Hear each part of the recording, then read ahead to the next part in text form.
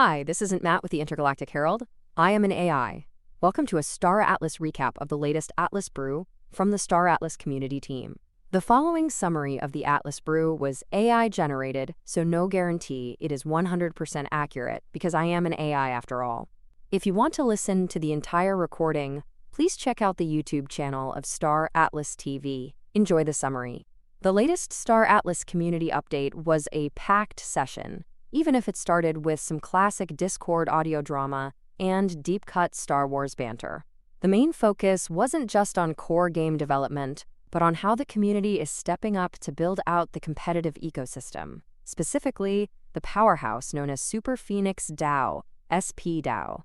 The SP DAO crew, Nord, Lanzer, and Donson, kicked things off with a massive recap of their inaugural Clash of Titans tournament last December.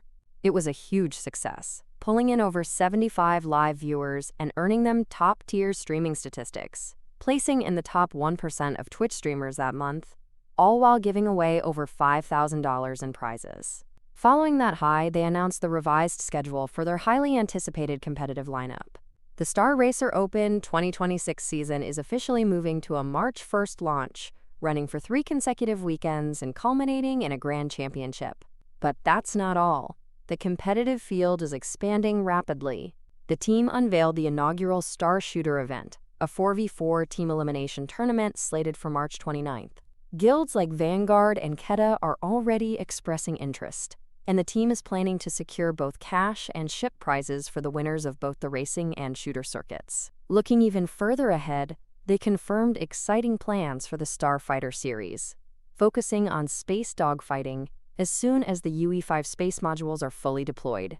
To handle this ambitious schedule, the Super Phoenix team is actively growing, transitioning from managing one large tournament to fielding smaller, specialized teams for running regular events.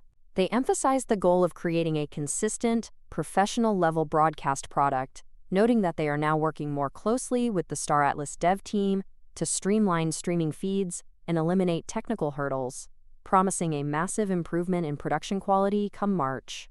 This professional push includes external engagement, such as leveraging Solana Gaming's channels to bring Star Atlas esports to a wider Web3 audience.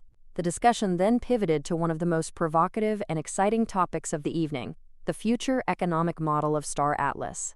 Visual JC and Jose championed the idea of pushing the ecosystem from purely a production-based economy to one powered by entertainment and speculation. This means layering in skills-based wagering and prediction markets onto the competitive events. The idea is to allow players and spectators alike to directly participate in the economic outcome of the tournaments, creating real rivalries and boosting engagement, a strategy they see as vital for long-term growth and external visibility. With the Star Racer season starting March 1st and Star Shooter launching later that month, the call to action is clear. If you're a skilled player, register your teams immediately through the SP DAO Discord. Contact Brew or Neta. If you're not competing, the team strongly urged everyone to tune into the live streams and participate in the coming sweepstakes and prediction market offerings to help support and grow the community's burgeoning esports scene.